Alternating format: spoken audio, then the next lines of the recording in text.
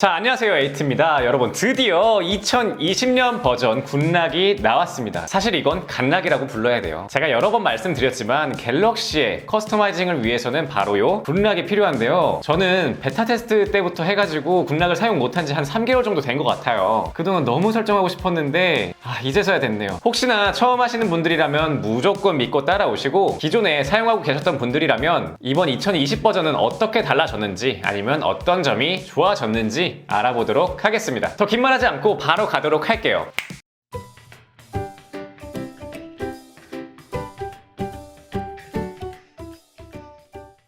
아마 기존에 안드로이드 10 업그레이드를 하신 분들이라면 지금 화면에 보이는 것처럼 언플러그드라고 나왔을 거예요. 일단 굿락으로 업데이트하기 전에 주의사항이 있는데, 일단 첫 번째는 기존 버전을 삭제하고 업데이트를 해달라고 해요. 안 그러면은 약간 충돌이 있어서 제대로 사용하지 못할 수도 있다고 합니다. 그리고 두 번째로는 아직은 안 뜨시는 분들도 계실 수 있어요. 아무래도 다양한 기종을 커버하다 보니까 아직은 조금 업데이트가 느릴 수도 있습니다. 자, 그리고 세 번째로는 구글 스토어에서 굿락을 찾으시는 분들이 있는데, 구글 스토어가 아니라 갤럭시 스토어에서 찾으셔야 됩니다. 일단 공통적으로 바뀐 게 무엇이냐 말씀드리면, 일단 다크 테마가 적용이 가능해졌습니다. 갤럭시의 아몰레드 같은 경우에는 배터리 절약에 굉장히 효율적이죠. 그렇기 때문에 거의 저 같은 경우에는 안 끄고 항상 다크 모드로 사용하는데, 굿락에도 이번에 적용이 가능하게 되었습니다. 그리고 디자인적으로도 예쁘고요. 자, 첫 번째는 락스타부터 시작을 하도록 할게요. 락스타 같은 경우에는 잠금 화면에 대한 커스터마이징이 가능하고요. 하는 방법으로는 일단 스타일에 들어가서 배경 색상을 바꾸거나 아니면 사진으로 바꿀 수가 있고, 시계 같은 경우에도 모양을 바꿀 수가 있습니다. 그리고 이 표시도 바꿀 수가 있는데, 예를 들어서 시계를 끌지 말지 아니면 알람을 띄울지 말지 이런 걸 설정할 수가 있어요. 개인의 기호에 맞게 해주시면 되고, 자, 다른 것들은 기본적으로 사용하시면 아시겠는데, 바로가기 앱 실행 방법 같은 경우에는 요 아래쪽에 뜨는 요 바로가기 앱들 있죠. 요거를 더블 터치를 통해서 실행을 할 거냐, 아니면 그냥 한 번 터치로 할 거냐, 아니면 기본 설정 드래그를 통해서 어플을 열 거냐, 이거를 설정할 수가 있습니다. 자, 그 다음에 시스템 시계 사용, 요거 같은 경우에는 설정을 하게 된다면 이후에 나올 시계들로 바꿀 수가 있고, 방금 저 같은 경우에 시스템 배경 유지 요 녀석을 눌렀더니만 제 사진으로 바뀌었죠. 제 원래 잠금 화면이 이게 아니라 방금 전에 실험을 하다가 이 사진으로 바뀌었는데, 일단은 첫 번째로 락스타에서 바뀐 점은 업데이트 공지사항에 이렇게 나와 있더라고요. AI 기술을 적용해서 각 배경 사진에 맞게 요소 배치를 알아서 자동적으로 해준다 라고 되어 있었는데, 그거를 실험하다 보니까 제대로 아직은 적용을 하지 못하는 것 같아요. 예를 들어서 제가 이렇게 시계를 얼굴 쪽에다 이렇게 했는데, 그럼 시계가 요 아래쪽으로 바뀌어야 되잖아요. 그런데 이렇게 왼쪽으로만 갑니다. 그래서 아직 요게 제대로 되는 건지 잘 모르겠어요. 혹시나 제가 사용 방법이 잘못되었다면 여러분들이 좀 알려주세요. 자, 그렇고요. 그 다음에 추가적으로 공지사항에 나와 있는 거는 방금 말씀드린 AI 기술뿐만이 아니라, 두 번째로 알림 상세 보기, 이 부분이 바뀌었다고 하고요. 그 다음에 잠금하면 자동 편집 시간이 바뀌었다고는 합니다. 근데 아직은 제가 설정해서 볼 수가 없어요. 그래서 아직 업데이트가 완벽하게 설치가 안 된 건지 잘 모르겠습니다.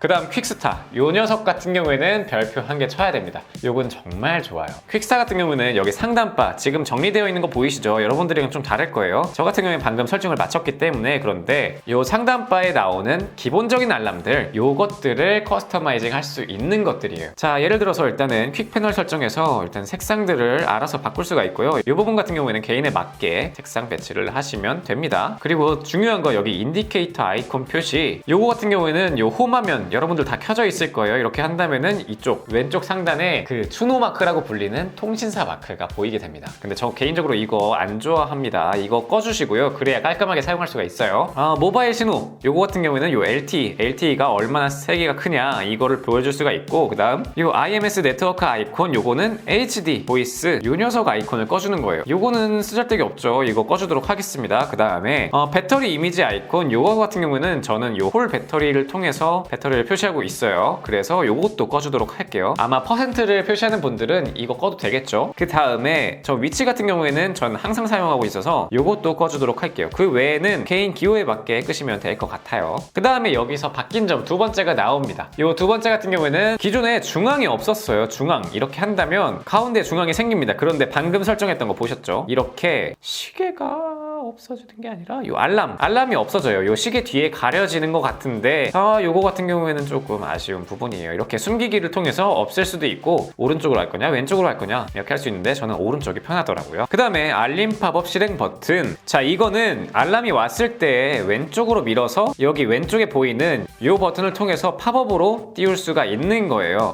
이거 굉장히 좋으니까 이건 켜는 걸 추천드리도록 할게요. 자, 그 다음에 태스크 체인저. 요거 같은 경우에는 별표 한 3개 정도? 2개, 3개 정도? 최근에 보기를 할 때 예쁘게 표시되는 거예요. 이건 완전히 순수하게 디자인적인 요소입니다. 이걸 만약에 끄게 된다면 이렇게 뜨게 되어 있어요.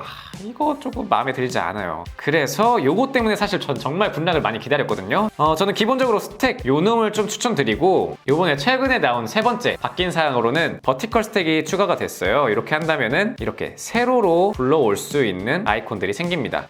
요것도 새로우니까 한번 써보도록 할게요. 그 다음에 블러 배경 효과. 요 녀석은 켜니까 좀 디자인적으로 예쁘더라고요. 그래서 요것도 추천드리도록 할게요. 그 다음에 현재 실행 중인 앱 가운데 정렬. 요거 같은 경우에는 내가 지금 요 앱을 사용 중인데 요걸 키게 되면 요 놈이 바로 맨 앞으로 나옵니다. 근데 최근에 보기를 한다는 거는 다른 어플로 전환할 때 필요한 거니까 요거는 끄는 게 좋을 것 같아요. 그래야 이전 앱부터 나오기 때문에 조금이라도 더 시간을 아낄 수가 있습니다. 뭐 큰 요소는 아니에요. 클럭 페이스 같은 경우에는 시계 스타일을 고르는 건데, 요거 같은 경우에는 기존에도 있었으니까 혹시나 설정을 원하시는 분들은 여기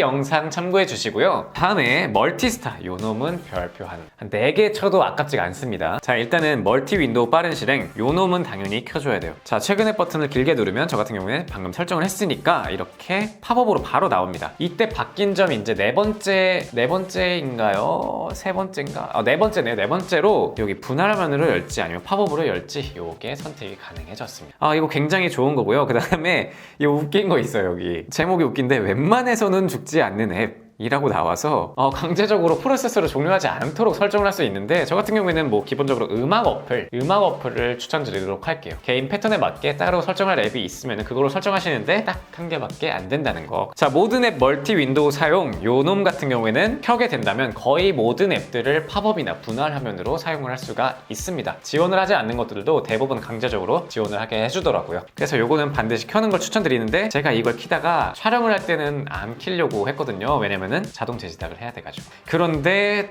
아까 잘못 눌러버렸습니다. 저는 지금 촬영 중이니까 따로 켜진 않을 텐데 이거 재부팅을 해야 돼요. 잘못 눌렀어요. 자, 멀티 윈도우 컨텐츠 많이 보기. 요 놈이 이제 바뀐 점 5번째인데 요거는 아직 정확하게 파악이 안 됐어요. 이건 조금만 더 사용을 해보고 댓글 AS로 알려드리도록 할게요. 혹시나 사용 방법 아시는 분들은 제가 알려주시는 분을 고정 댓글로 해놓도록 하겠습니다. 자, 그 다음에 바뀐 점 이제 6번째인가요? 6번째로 바로 팝업하면 바로 실행이 있어요. 요거 정말 좋더라고요. 일단 기존에 팝업하면은 원래 왼쪽에서 이렇게 끌어와서 사용이 가능했는데 지금 왜 안 돼? 이렇게 끌어와서 사용이 가능했는데, 기존에는 이 크기를 따로 조절을 할 수가 없었어요. 그래서 많은 분들이 저는 안 돼요 하셨는데, 저는 거기에 대해서 답변을 드릴 수 있는 게 조금 연습하셔야 돼요, 이거밖에 없었거든요. 그런데 이제는 이렇게 팝업 제스처 설정을 할 수가 있습니다. 그래서 본인의 취향에 맞게 이걸 선택해 주시고 여기서 끌고 오면은 팝업을 바로 사용할 수가 있어요. 요거 굉장히 잘 바뀐 것 같아요. 자, 그 다음에 여기서 또 추가로 바뀐 점 이제 7번째죠. 8번째인가? 7번째라고 칠게요. 영상에 자막으로 깔도록 하겠습니다. 그 다음에 팝업화면 사용을 마지막 거로 유지하기. 요거는 팝업화면을 내가 만약에 이렇게 작게 해놨다면 이 위치, 이 크기 그대로 팝업화면이 다시 돌아가는 설정이에요.